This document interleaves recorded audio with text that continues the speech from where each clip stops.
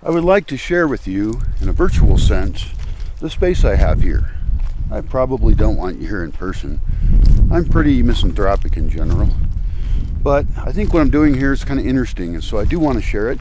And there's values behind the decisions I'm making and how I take care of this land, and the changes I've made and why I've made them. And so I want to share those with you. I think that they're difficult topics. I know there's lots of thoughts on land use planning and landscape architecture.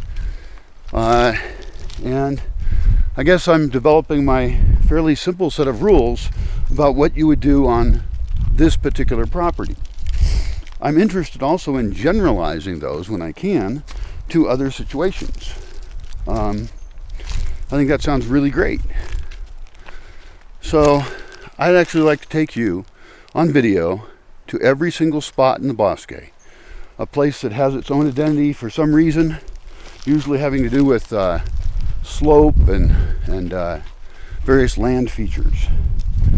So the idea here is to have an exploration together of at least one case where a person is trying to have people in a forest without destroying it, and wondering about what density of people and what agricultural systems are available or possible. And it's big decisions for one guy. I need the skills of a civil engineer. I think a lot about civil engineering for a person who doesn't know anything about it. Read some. Architecture, a huge amount. It's a little ahead of where I'm at for some of the stuff. But I'm at a spot right now where I could tell you about this building that will go here. This is a great spot for a building I've thought about for a long time. It's by a really intense, cool garden. Everything's been considered about it, every aspect. And now I guess there is just to draw it up and then build it. Figure out how to finance it and everything. So anyway, I'll tell you about all these different spots. Some of them are magical, some of them are pragmatic. And if you watch this series of videos, you will learn about how to think about a place, at least in this case. And then you can wonder, well, how does those principles being used apply to my space or some space I know?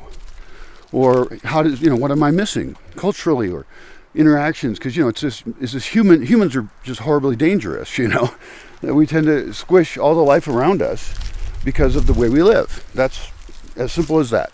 That is what we do. And so it's with an immense attitude change, I think we can stop paving over the whole world and that we can kind of build ourselves nests within it. So still buildings and things, yeah. We're not just going to be sleeping outside. But well-built buildings. Built it right into the landscape, collecting all of the water that they need, all on their own. No wells, no outside water. I'm even against outside drinking water. If we need to improve our rainwater, we can set up a filtration system. We could see about the one in Aranga and see if that one has good technology. But I drink the rainwater here. Oh, it just raindropped on me. That's awesome. It hasn't rained in so long. I have no plastic thing for my camera. We'll see what happens. This is really great. This is the dry season. Anyway, so join me on those adventures all around the property, and I also want to learn how to apply my principles to other types of properties. So if you want to describe your property and make maps of it, I think that's a great idea in any case, because a lot of the things I want to figure out here is how can we use land different and resources different and live in a much better way, a much healthier space, a more natural space. So we're now at Ecstasis. Somebody's actually leaving today, so I don't think she's got all her stuff out. So we'll skip going inside. But the biggest change this year, this is a two-story cob structure with kind of a dungeon-like, basement area or lower floor, and then a really nice open upper floor. Many people, this is their favorite place to stay in the whole Bosque. It's all cob construction on a stone base. It is not built perfectly. The lower room is too damp. It should have windows that are open all the time or something. I don't know what. I'm not sure. But anyway, the big change this year for this area was we decided to cut down a bunch of trees around it. That's because squirrels were running across the roof a lot, and the roof is just made out of a one thing, very thin thing, and so it's like a drum. So you're hearing like squirrel patter across your head. And it was kind of a dark spot, and so by cutting down a few trees over that way, I let in a lot more light a lot earlier and for more of the day. It's just lightened up a lot. And I think what really spurred us on with this was a tree that fell down and almost hit the house. I had left a dead snag, and it just fell in the exact direction of the house. Of all 360 degrees it could have gone, it picked right at the door, and it almost got there, but it was too short because most of it already busted off. It's a beautiful snag with, it was like woodpecker housing. So anyway, we cut stuff around here. We cut this guy, for example. Now, notice that even though we chopped this guy down, there's branches coming out right away. This is what's called pollarding, I believe, where usually you cut it above the height of a cow would eat, and then branches come out. Certain trees do that and certain ones don't. If you did that to a pine tree, it would just die. I think a madrone would just die. But the oaks are super, super strong, and that's why they're a great sculpting material. You can't trust the madrones because they're just weird. And the capulines actually are options for smaller things. They're possible. Pines really are not, I don't think they're a great sculpting option. Like, people should do it, sure, we'll do it. But yeah, I don't think it's the best. I got a dog on a leash here, so it doesn't fight with another dog. Anyway, opening all this up, this whole area around here is just perfect for a whole ton of beautiful plant landscaping things. It's a north-facing slope, which in this case is actually kind of nice. It's a little more protected from the late day sun. It gets pretty hot out here. So, so we could plant the heck out of this. Both trails need to be cut much wider, like 2 to 3 times wider. Trails should be good. This trail over here was done the wrong way. This is at Extasis. It is too steep.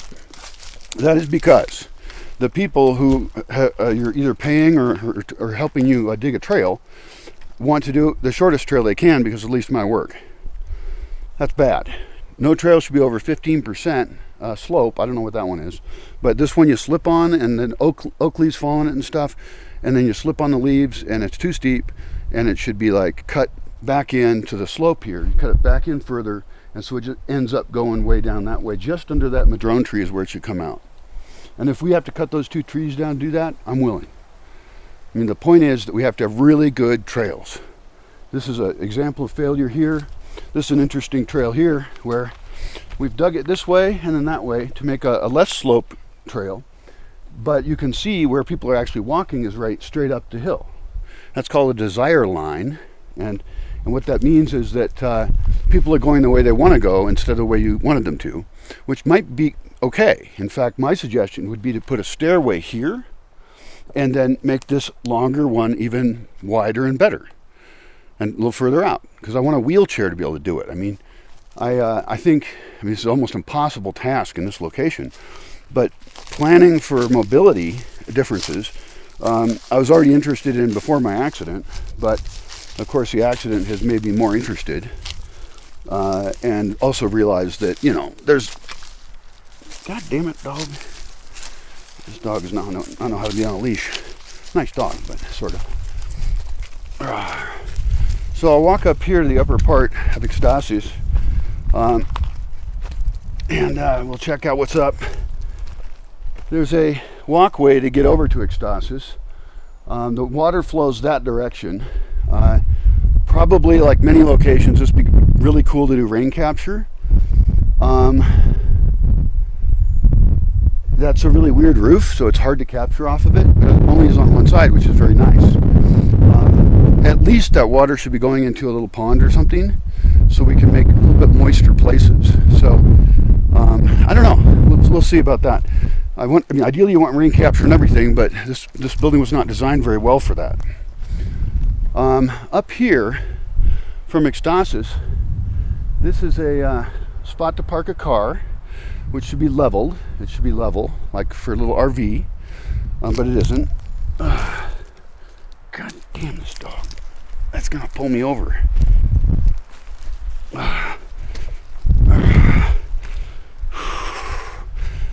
And then that connects up here to a road that actually heads up to the southwest gate, the upper gate. And that's a good place to know. That may be a more public gate later. Right now the road sucks, so it is not very public.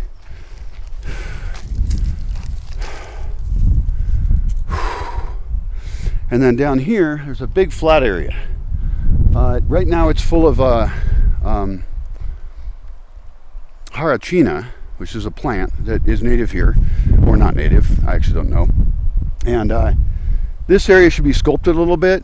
It's tempting just to cut it all down, but I like that there's strong underbrush in there, and these are pioneer species. You know, this area was bulldozed to be flat. You know, it wasn't flat before.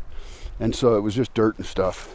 And so now, well, I'll tell you about this area. But I was talking about ecstasis, and that could be connected better through an upper trail from upper ecstasis down through to the lodge, to Boog. This is an odd intersection. It's a very important intersection, so I got to think very carefully about it. Probably most of these roads should be widened or at least maintained, because right now they have trees growing in the roads. So anyway, I guess that's it for ecstasis.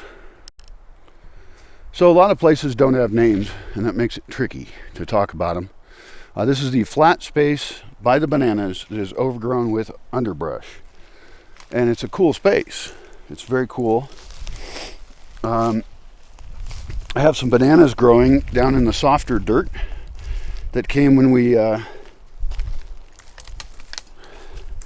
bulldozed it. And those are the happiest bananas I have. They really don't like the coldness that happens. Like this winter we had not very long, but you know, it froze a couple nights, and then there was a fair number of cold nights. It wasn't as bad as other winters, but the bananas really seem to not enjoy it. I'll show you the bananas down here. So this is all about this flat spot. I could clear this off and get a lot more. It's weird they use this road. Huh, how strange. Oh, here they are. Yeah, so there's the bananas. You see all that brown dead leaves and stuff? That actually indicates that they are very unhappy. On the other hand, I've got two flowers up here. See that huge, enormous flower right up there? And one over there. And so those will have seeds, theoretically. I don't know if I need male and female banana trees, and I don't know what kind I have. So the flat spot here is maybe an eventual building location for short term. It is the perfect location to put 2 to 3 RVs or something, or just a place to park. So in other words, I need to recover some of it as usable space for me. That's fairly important. So what I need to do then is decide how to do that. I think perhaps leaving the outer underbrush and then carving out spaces within it might be really neat, because it's a nice privacy thing, you know, and then we can slowly improve that. You know, we could put up like bamboo or, you know, things, but that's one option for that. The other way to think of it is as a transportation hub. You know, it's maybe parking lot is its ideal use, because you can get right here from the upper gate. And see, this is the really hard thing about planning this kind of thing, is that I don't know what use there will be, but I know that most places, given the option, evolved their land use rather than designed it. Now, there have been city designers. I often see that their ideas got half done, which makes for a hodgepodgey solution. But I'm in an excellent position here to have total visionary control over what happens to this property. And I want to see if I can figure out how people can be close to nature, in nature, and have nature actually thrive more. Not just that we don't damage it, but we actually, our actions are enhancing the biodiversity. Certainly there's basic things we can do, like, you know, water for wildlife. I think is really important. We stole the water from the springs. It used to go down the ravine, now it doesn't, and the animals just don't have as much water as they did. So I think it would be really great to give them water all year round. You know, there'll be more birds, certainly. Birds love that. I sit and watch my bird bath, and you see all kinds of birds go down to take a drink. Anyway, so the flat spot, I'm going to include this ridge. Now I'll make another video for this ridge, but on the what is it, south side of the flat spot, there's a ridge that goes up to the upper road. That should become a road. It's very short. It would have to be paved, but it's a really smart place to connect up things, you know, connect up transportation systems. So just south of the banana flat spot, there is a ridge, and it goes straight uphill to where the road is. And so I'm here, I'm above the totem, I'm at the intersection with the flat spot where the bananas are. And so there's an upper road right up there. Now, aesthetically, I don't like the idea of a road right there, and I usually don't like to make roads that steep. But this is a really critical location, and for now it could just be cleared and, you know, people could walk up and down it, but it should be zoned as future road. I think that's its best zoning. There could be arguments made to do that instead on the slopes just to the south of this ridge. There's a kind of a gully there, and there may be other better options on how to get people up and down to the gate. That's the goal. Then just to the far south of me, there may be another gate there. So the point is, on all the edges of the property, I'm thinking a lot about getting people in and out, and also where there could be parking, and because people still use cars. Now, ideally, there'd be a shuttle that takes you in from like another little town nearby. That'd be ideal. Keep things real simple, because having people bring cars into the property is kind of a security risk, really. It's not ideal. So the whole southwest corner, that's a complicated area. There's a gate there. There's a lot of slope coming down from it. There's a gully, and then it hooks up over there. It's a great road. One thing we have to do is get all of the water off of the road to channel into that road. It was actually put there, at that gate, was put there just to capture water. That was the entire point. It's basically a swale road, and that's resulted in the dampest places on the property being right over here in the hook where that water flows down to. And so that's actually really a potentially very special agricultural space. And then there's a road I'm on below it. So I'm not on the upper road because I don't feel like walking up there. But that goes on contour way, way over there, and eventually ends up all the way to the mesa. So if the mesa was like a festival space, that road would be a way to get people in and out. And then set up protection kind of for them coming down slope. Or, you know, any buildings we build here should be secure and everything, but it's an odd space. There's no rush on developing that at all. But the areas around it are interesting. The flat area to the north, this area down here, which I'll call the fire garden, and then cute hills over there. So this whole area is a lot of space, and it feels like it's out of the way, but what's out of the way or in the way just depends on what kind of access and roads you have. Now, right now, the road out there is so bad that that's not the preferred route to get here. But what if that was paved? That would change everything. So we have to design this entire space as if there was going to be lots of people coming in this way. All of this stuff is uphill from the main gate down there, and that has to have a whole different plan.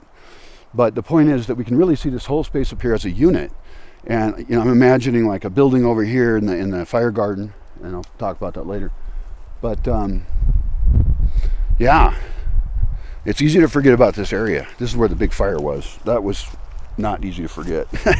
I'll never forget that. It was so interesting. All right, so let's talk about a tricky area to figure out what to do with it exactly. I've carved out spaces in a lot of areas for humans to be, and I've discriminated against the pines. But in this area, I left every pine there was. I have never cut a pine down in there.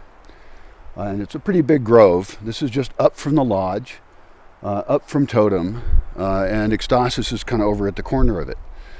There's no trails in there anymore. There used to be. There's really nothing in there at all. So what's our best use of it? Well, first of all, leaving it there is a really good use, because then it's alive and it acts like a bunch of trees.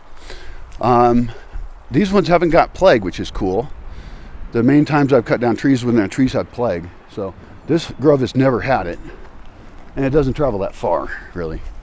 A few other nice big trees around it and stuff, too. It's just near Boog, so I guess probably what I could do is stop pulling at the leash. God damn. This dog has so much troubles. It's this dog right here. She's been chained up a bunch, and so she's all frustrated. And I got to find a home for her quick. I failed so far. In here, okay, so back to this grove, okay? What are we going to call it? Well, we could call it the Boog Grove. Sure, why not? Boog's right next to it. It's the Boog Grove. Or forest something, whatever. But the first thing I think to do is to, there's a little bit of a dimple in the middle, and so we want to identify crossing points at those dimples. Where it's easier to fill it in, and people can walk across it. So essentially I want on-contour trails through this. It used to be really empty, but I've done things that have increased undergrowth, and so now you can really not walk through there all that pleasantly. It's not a ton of undergrowth, but there's like some pretty cool plants in there. We could put some other plants in there too. It's not going to hurt anything, like we put some red hot poker in there or something. Wouldn't hurt to plant rosemary. We make them from cuttings anyway, and the bees love the rosemaries. So whatever just seems to fit in and be natural is fine. But I don't know. I think I want to put a building in there or anything. I think there could be buildings near it, but I think this is just kind of like a park, and it should just stay as a park. And then the trails won't hurt much. We can make them pretty simple. Let's get going, dog. Okay, don't pull. Thank you. So I don't know what else to say about that, except that space needs a name. I guess we said Boog Grove. Huh. Might make that better. Although it works. It does work. So when you come in the south gate, the road takes a dip. There's a strong dip there. That's kind of a barrancita, a little bit of a ravine.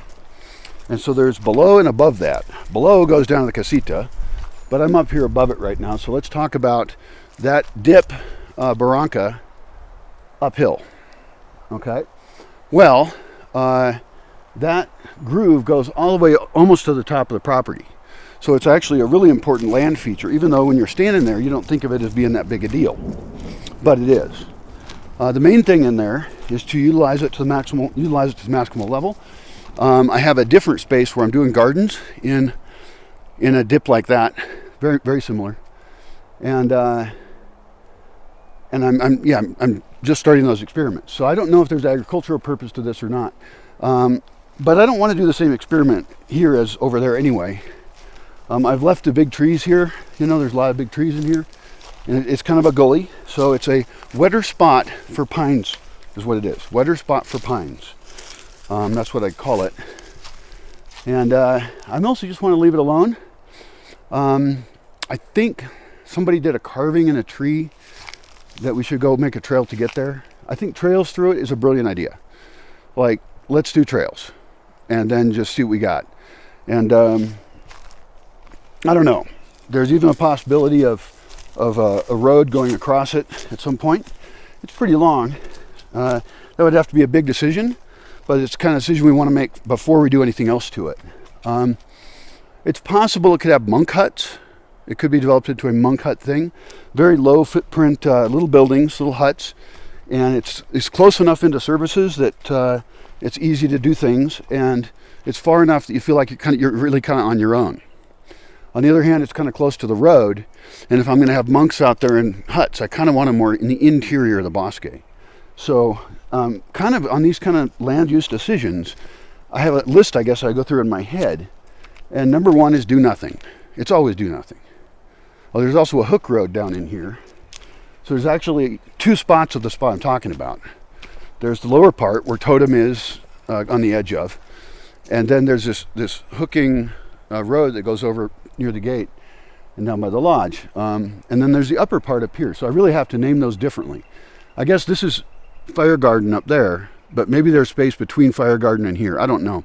There's also right here an RV parking spot that's all grown over, but I had it made for that. What I've realized now is I want to improve my RV parking quite a bit. Just simple flat spots not good enough. I think I can provide better. So let's brainstorm for a moment, and I'm really interested in your commentary as well. What are the ideal things ecological RV campground could provide? Well, I use those adjectives because I have values that I live by. And so I'm not willing to do business things that I don't agree with ethically. And I think that the colossal use of resources by people is a horrible thing, and that the wealthy of the world, and that's you if you're looking for, if you even have an RV probably, but we're destroying too much shit. It's just ridiculous. So I care about my values more important than the money. But I wouldn't mind having RVers here, and here's what I'm imagining that they would want. First of all, they want to know what the culture of the space is, because this is not a public location. And so there are a few weird rules here. Like I have a no smoking rule. I could change that later, This dog's yanking me around. There's Coco. They want to go play, but there's dogs that will fight. Nope, nope, don't go anywhere and don't pull me over. There's that road I was talking about that hooks around there. The road going from the Rooster House totem area uphill, up to the fire garden and flat spot, more than one flat spot, divides, and one part of it hooks around and goes back towards the gate, and the other goes straight uphill. The straight uphill one has got to be paved. People, they react negatively to the idea of paving anything, and I'm no real fan, but believe me, there's a reason we have roads like we do. So I'm going to defend the idea of making roads that work. What is going on? Some dog barking at somebody.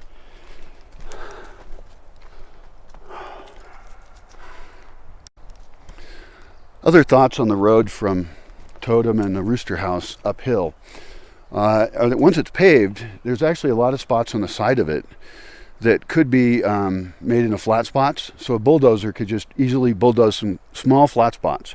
I mean, this would almost be, I'd rather do it with one of those tiny little bobcats for a more delicate working of it. The bulldozer I got was really huge, so I guess I'm a little afraid of bulldozers. They tend to bulldoze a lot of stuff. So, but anyway, there's all sorts of options along here for car camping. We could easily flatten some spots and then have tent pad spots as well for tents to go. And then, yeah. So back to that ideal RV spot idea. I think that if I had an RV, I've never lived in an RV. I've slept in my van and stuff when I was traveling. But I think here's what I expected would be good. Number one, a roof that you can pull up next to, and then you have shade, and then maybe even privacy in that roofed area. Like they could be made with different levels of privacy or plans for where privacy would be added later.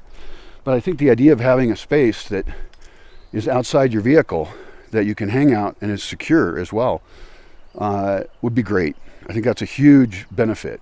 And then, even people without RVs, there'd be like a nice little camping spot. So there could be a bed in it, It's just a minimal roofing house thing, And then things like, a stove for cooking, probably with wood, because we have it here. But, could be a propane stove. Of course, the idea of RVers is they already have much of their own stuff, right? So the question is, how can we lighten the load on the RVer in terms of the work that they have to do? Well, one of the things we can do is provide composting toilets. So next to these roofed areas should be a composting toilet. And that benefits everybody, because then you don't have to use your water or anything else in your systems in your RV. You don't have to empty it, because emptying it is a task you have to do. It's a chore, right? Now, I could also provide places to dump your stuff, and I guess I should do that. I should look into how to do that. It wouldn't hurt me that much, and it's kind of messy because I think a lot of people use noxious chemicals in their RVs, which I would encourage people not to do. Like, don't use noxious chemicals in your RV. But I don't know. I could probably provide it. I could just pick one spot and make it easy for RVs to pull up and dump their load. Could even make one on the north side, one on the south side, since that could even be offered as a public service to the public. But still, I don't like it much. Anyway, the point is that we provide composting toilets, which saves water, and it's just better all around.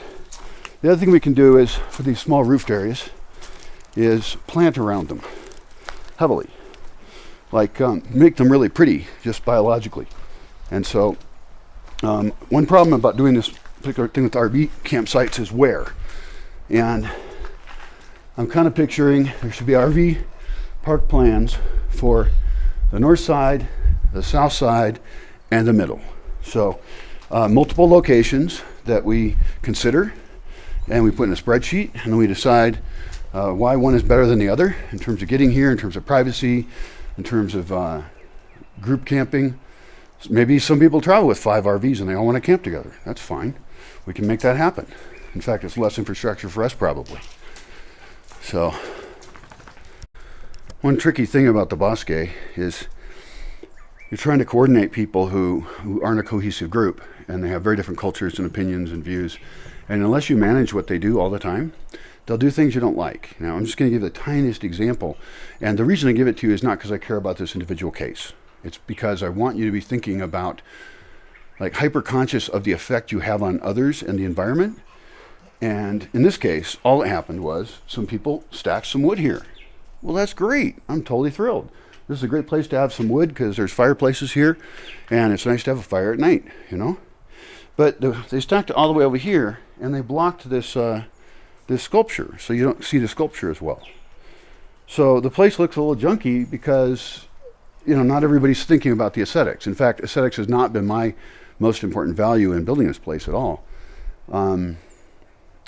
It's been functionality and experimentation and stuff like that. But now I think, you know, investing into aesthetics is kind of important. Luckily, the forest itself is already beautiful. You can't beat it. The natural world is what the real draw is here. But there's things I can do that enhance people's experience of that. Like, that's why I have trails and things, and that's why, you know, I want to plant pretty things and have cool art, you know, near spots where people are. Why not? And those are relatively cheap things to do. You know, you collect seeds. I mean, actually, it adds up because some trees we grow, you know, we have to wait 5 years before we can put them out in the forest because they're very sensitive. But others are really easy, so we don't care. We're just planting everything, and mostly natives. And natives are replanting themselves. So consider what other infrastructure would be useful for RVers. Well, some solar-powered LED lights in the sheltered area might be really nice. A nearby campfire that's probably shared with other RVers, but some of them can have their own, especially in, you know, these days of pandemic and who knows what happens. Maybe people need their own little spots. You could sell firewood. You can make a rule you can't go collect your own firewood. People will still collect branches, you know, for their little stove thing, their kitchen stove thing, but eventually the branches will run out at the spot they're at, and then we'll try and set up sustainable harvesting. Now, I don't know if I like that idea, and I'm going to tell you why. Because there's something better, and that is evacuated tube solar hot water or heated ovens, solar ovens.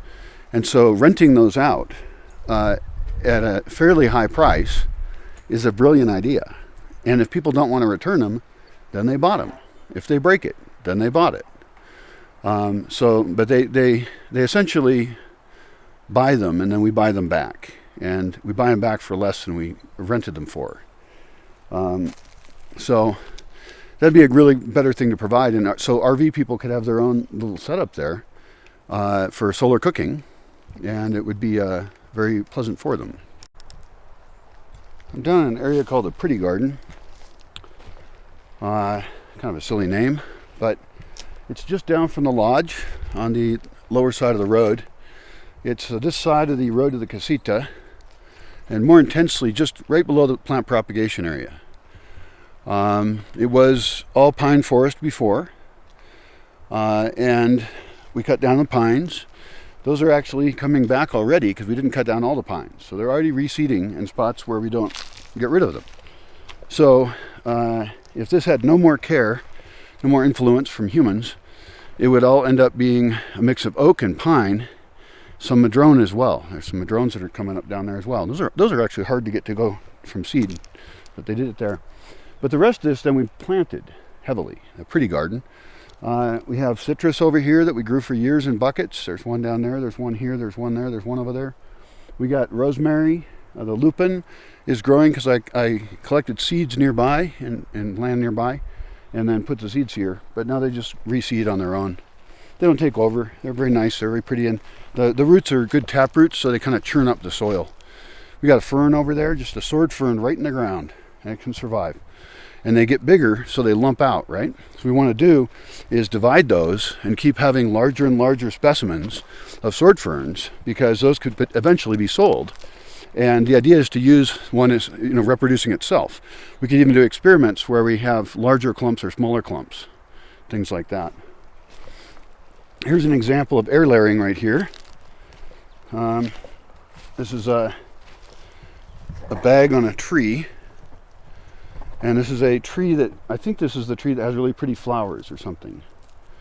This bag is not sealed anymore, which is a problem. That means it's going to get too dry and it won't produce any roots. So if we're going to do air layering, we have to do it right. We have to do it the right way. I see this area as being a place with like mother plants. Here's a large orchid that's just in the ground. And that's pretty impressive. So if we keep dividing that and getting too much of it, we'll learn what we can make too much of. And then we have, like a nursery. Essentially, we can provide then things to other people. Also, we're better at saving seeds than most people, so that gives us an advantage if we have lots of land and use the rain cycles properly. With the least amount of work, get as many specimens out there, and then learn to reproduce them really easily. Then we can actually be part of spreading food forest farming all over the municipio. We can spread valuable plants and trees. Hopefully many of which are perennials and will serve the community for hundreds of years maybe. If you plant walnuts, you can't go wrong there. They're a great tree and they're a valuable product and very healthy. So I guess that's the pretty garden. I don't know what else to tell you about it. There is a gully through it. We put bamboo in the parts on the side of the road, and so that big timber bamboo will grow. We've got squash growing down there. Those grew really easy. And I think the deal with that is we just need to plant more squash. Like, it's a good thing I have too many of, and they store well in a root cellar. So, Malabar gourds also, not too exciting, I realize, but we can give them to chickens or something, I don't know, or rabbits. So, there's a grove to the north of it. It's a gully grove, and that's another one that I have left for the pines. Because a lot of the moisture spots I wanted to use for gardens and things, but some of the areas will be used for pines because they have to react to climate changes, they have to react to environmental changes, and so having them have some cush-ass spots is good too, I think. And then to the other side, it's the road to the casita, and then there could be a building over there, or there could be more gardens here. I have no idea. I don't totally like how this pretty garden was designed because it wasn't really designed. It's kind of evolved, and I think that's terrible. It's still going to be a really pretty garden, and it's awesome. It's going to look great, and we'll figure out the trails better and mark them. We need to mark the trails right away because we're compacting the soil with our feet. Because we want to put lots of Tierra de Encino in here. We want to seed it with mushrooms, local mushrooms that get the spores over here. We want to get water features for birds. Maybe some owl houses or bird houses might be nice. The trails, once they're defined, we'll have a few spots for people to sit. There's a flat spot down slope from it that's quite nice. It's pretty big. It was actually bulldozed, and that would make an amazing place for a fire pit. Or it could be RV parking for an RV or something. I don't know. But that's the borders of it. And this side, of course, is just the road and then the plant prop area. So, still don't know if we should change the name or not. If I keep using this name, it's going to stick. In fact, I think it might be too late. So it's El Jardín Bonito. Not the most creative name, but it's true. So it will be true.